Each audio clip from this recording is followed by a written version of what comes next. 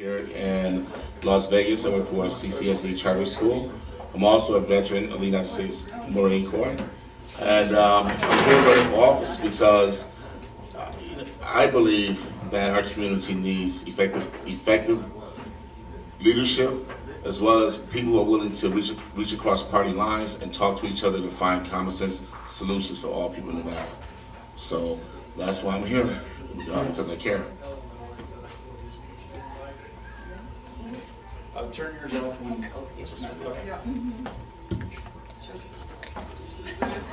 Henry, thank you so much for coming and spending your time with us today. And as we can see, there's no one next to you. So again, we commend you for coming out and spending the time. My question to you is, even though they're not here, I'd love to hear what sets you apart from the other people running for the same position. Sure. This is Henry Tyler. Yeah. I guess without talking about my opponents, because I want to stay away from that, what I will do is talk about myself. As a veteran of the United States Marine Corps, I think that that there's a certain amount of integrity that I have. There's a certain amount of personal responsibility that I have to my community, and there's a certain amount of going out and getting it done that I bring to this race and to what it is I'm trying to do. Also, as a current educator, I believe in our educational system, even though it has flaws. I believe that there's a way to fix it without breaking it, and I believe that that these qualities sets me apart from my competitors. Because as of yet, I'm not sure if any of them bring to the table this background.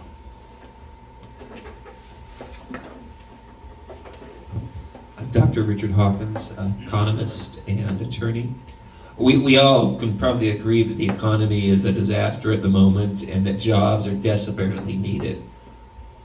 What is the biggest single thing that the state legislature can either do or stop doing or refrain from doing that would help the economy in the long term? Henry Tyler, you know,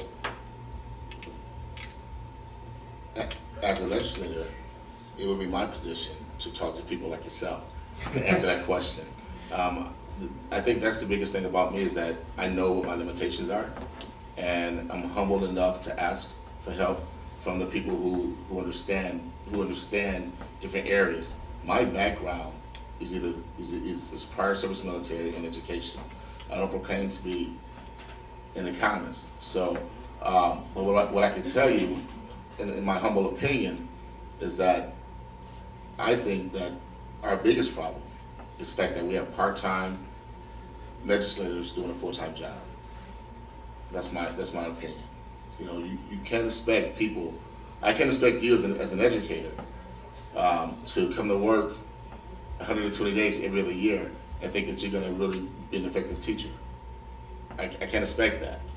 I think that we need to. I think that our legislators need to be taken seriously, and that they need to take their jobs more serious. And I think that we need to put them to work, and they need to find solutions to these problems. And that includes reaching out to people like yourself, who can have very realistic and honest answers. Well, Henry, you know, being an educator, one, you're a Marine, thank you, and being an educator, thank you, because that is a very undeserving positions to be in both of them, because I know we take a lot of slack for that. What would you do in this position everybody's quick to blame the educational system. Both of my boys are in the public school system. They're both straight A's, they're both honors. It's parenting. How would you get across to the people in your position to say that as educators, they're not here to raise your children? This is Henry Tyler. Thank you for that question, because it's a very, very honest way to look at our educational system. I think that that's the problem now, is that we're not honest enough with our parents, and that we think that our educational system is supposed to be the end-all, be-all. But the truth of the matter is, as parents, that's our role. It's our role to be our kids' role models, It's our role to sit down with our children at nighttime, even though we're tired from work, and help them with their homework. It's our job to make sure that as parents, we make sure that our children are doing their job. And I think that as a legislator, it would be my job to continue to encourage parents to take responsibility for their jobs and quit passing the buck onto everybody else for their children not succeeding. And I have a child in a public school now, and he's doing very well. But that's because as parents, my wife and I, we stay on him and we stay on his teacher.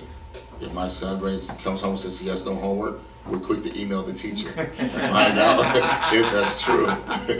You know, but at the same time, we tell our teachers, you know what? We're tough with our son, and we want them to be just as tough with our son as we are. So I think that you're absolutely right. We have to have a very honest conversation with our parents about their responsibility with their children.